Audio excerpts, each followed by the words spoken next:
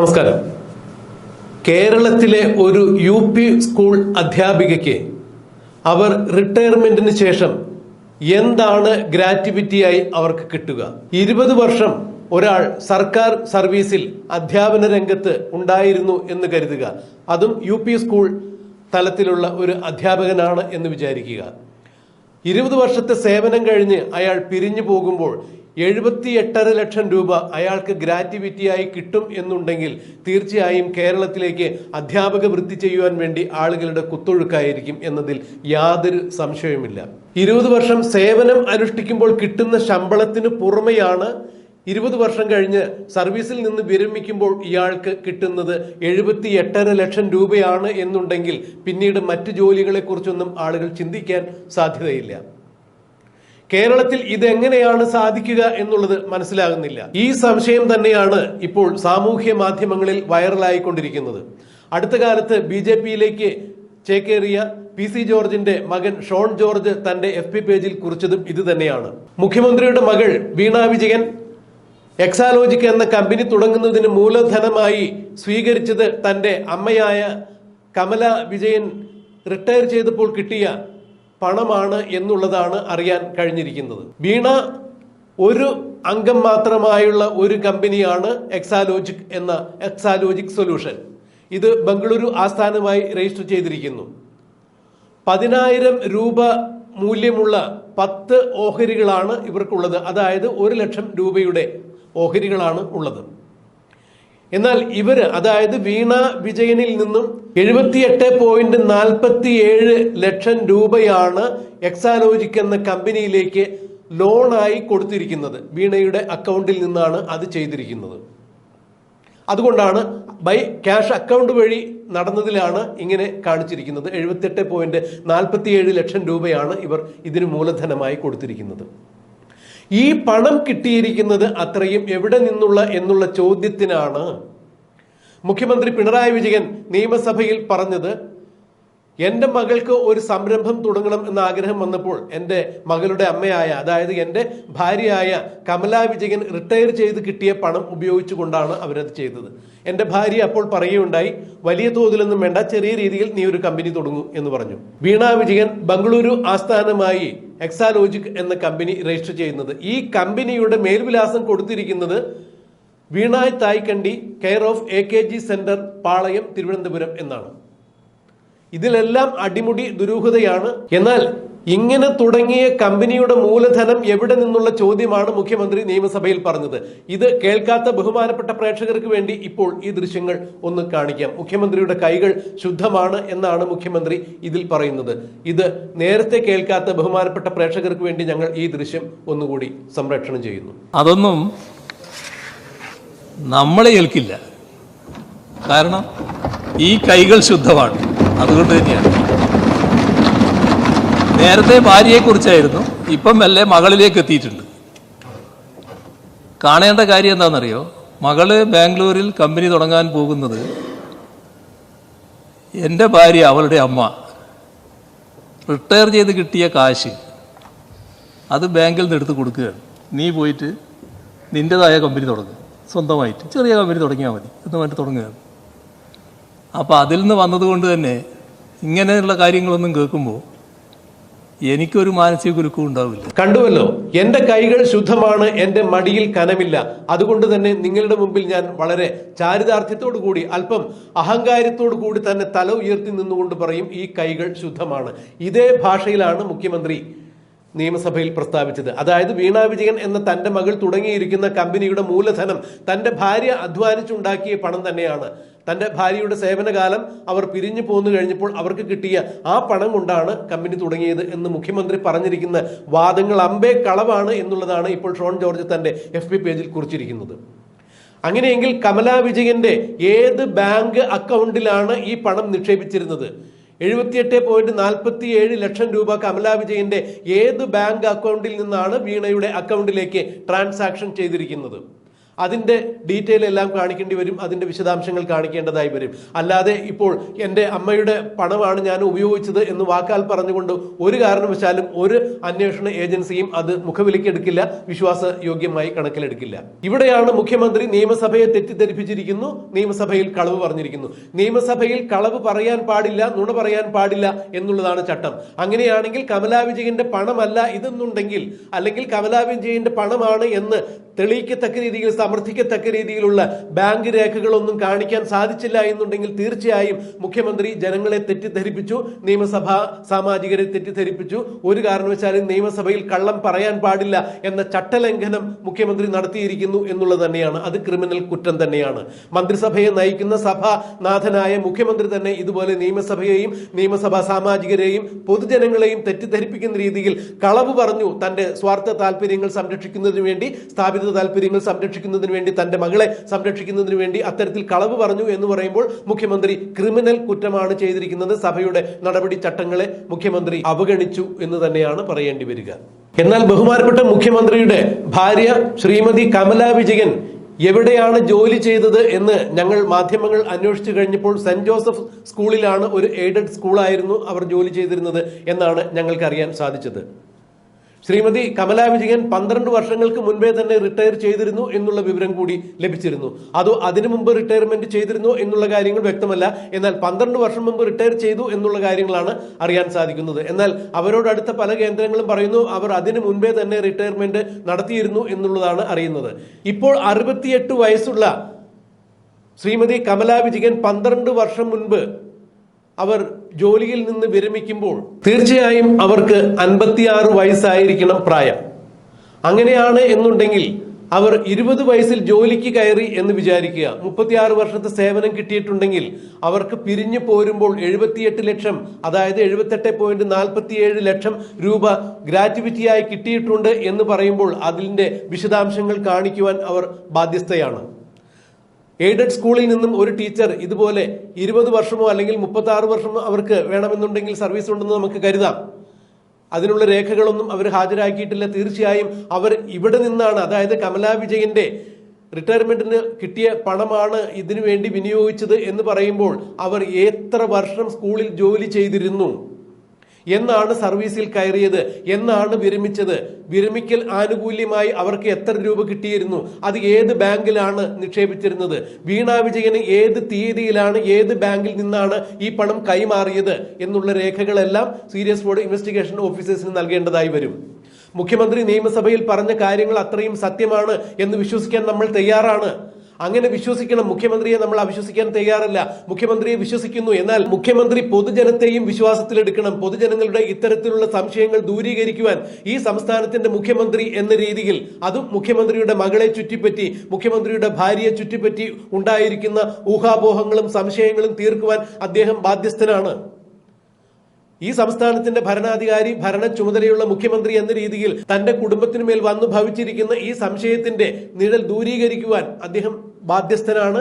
ധാർമ്മികമായി അദ്ദേഹത്തിന് അതിന് ഉത്തരവാദിത്തമുണ്ട്. അതുകൊണ്ട് ശ്രീമതി കമലാ വിജയൻ എന്നാണ് അധ്യാപക വൃത്തിയിൽ കയറിയത്, എന്നാണ് വിരമിച്ചത്, അന്ന് വിരമിക്കുമ്പോൾ ശ്രീമതി കമലാ വിജയന് എത്ര രൂപയാണ് വിരമിക്കൽ ആനുകൂല്യമായി കിട്ടിയത്, ഏത് ബാങ്കിലാണ് അത് ഡെപ്പോസിറ്റ് ചെയ്തത്, എന്നാണ് ആ പണം പിൻവലിച്ച് മകൾ വീണാ വിജയന് എക്സാലോജിക് എന്ന കമ്പനി തുടങ്ങുവാൻ വേണ്ടി ആ തുക കൊടുത്തത് എന്നുള്ളതിന്റെ രേഖകൾ മുഖ്യമന്ത്രി നിയമസഭയിൽ ഹാജരാക്കുക, അല്ലെങ്കിൽ മറ്റുള്ള മാധ്യമങ്ങൾ വഴി പൊതുജനങ്ങൾക്ക് മുൻപിൽ അത് വയ്ക്കുക. അവിടെ തീരാവുന്ന പ്രശ്നം മാത്രമേ ഉള്ളൂ.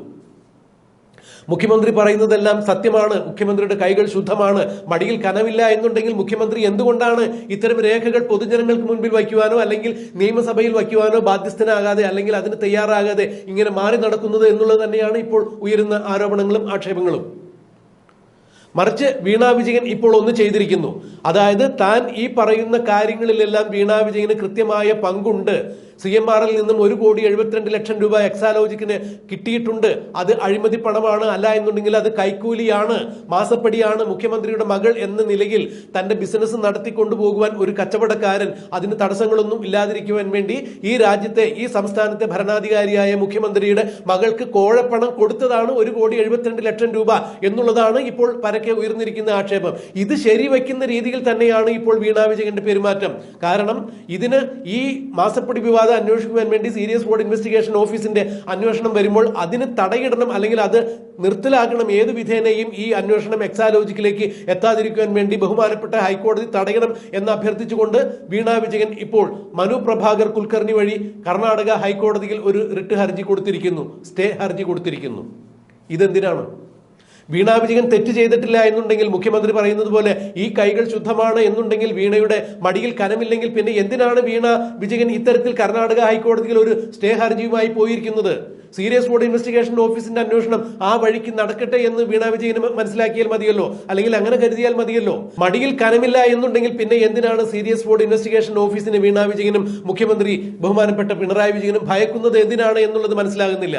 അപ്പോൾ ഇവർ ഇങ്ങനെ കർണാടക ഹൈക്കോടതിയിൽ ഹർജിയുമായി പോയിട്ടുണ്ട് എന്നുള്ള ഒറ്റ കാരണം മാത്രം മതി ഇതിലെന്തോ കളവ് നടന്നിട്ടുണ്ട്, തിരിമറി നടന്നിട്ടുണ്ട്, പൊതുജനങ്ങൾക്ക് മുന്നിൽ അവതരിപ്പിക്കുവാൻ പറ്റാത്ത എന്തോ വിഷയങ്ങൾ ഇവർ മറച്ചു പിടിക്കുന്നുണ്ട് എന്നുള്ളത് തന്നെയാണ് ഇപ്പോൾ പരക്കെ ഉയർന്നു കേൾക്കുന്ന ആക്ഷേപം. അതിന് അടിവരയിടുന്ന തരത്തിൽ തന്നെയാണ് വീണ വിജയന്റെ ഇപ്പോൾ കർണാടക ഹൈക്കോടതിയിൽ കൊടുത്തിട്ടുള്ള സ്റ്റേ ഹർജി. ഇത് തന്നെയാണ് കഴിഞ്ഞ ദിവസം KSIDCയിൽ പരിശോധന നടക്കുമ്പോൾ സീരിയസ് ഫ്രോഡ് ഇൻവെസ്റ്റിഗേഷൻ ഓഫീസേഴ്സ് KSIDCയിൽ സർക്കാർ സ്ഥാപനമായ വ്യവസായ വകുപ്പിന് കീഴിലുള്ള KSIDCയിൽ റെയ്ഡിന് ചെല്ലുമ്പോൾ കേരളത്തിലെ ബഹുമാനപ്പെട്ട ഹൈക്കോടതി മുമ്പാകെ KSIDC സുപ്രീം കോടതിയിലെ ഏറ്റവും മുതിർന്ന അഭിഭാഷകനെ കൊണ്ടുവന്നുകൊണ്ട് ഒരു ഹർജി കൊടുപ്പിക്കുകയുണ്ടായി, സ്റ്റേ ഹർജി. 2 ദിവസത്തേക്കെങ്കിലും KSIDCയിൽ നടക്കുന്ന സീരിയസ് ഫ്രോഡ് ഇൻവെസ്റ്റിഗേഷൻ ഓഫീസേഴ്സിന്റെ ഈ സെർച്ച്, അതായത് റൈഡ് ഒന്ന് മാറ്റിവയ്പ്പിക്കണം, അത് സ്റ്റേ ചെയ്യണം എന്നുള്ളതായിരുന്നു ആവശ്യം. അന്ന് ബഹുമാനപ്പെട്ട ഹൈക്കോടതി പിണറായി വിജയന്റെയും സർക്കാരിന്റെയും മുഖത്ത് ആഞ്ഞടിക്കുന്ന രീതിയിൽ തന്നെയാണ് ചോദിച്ചത്, നിങ്ങൾക്ക് എന്തെങ്കിലും ഒളിക്കുവാനുണ്ടോ?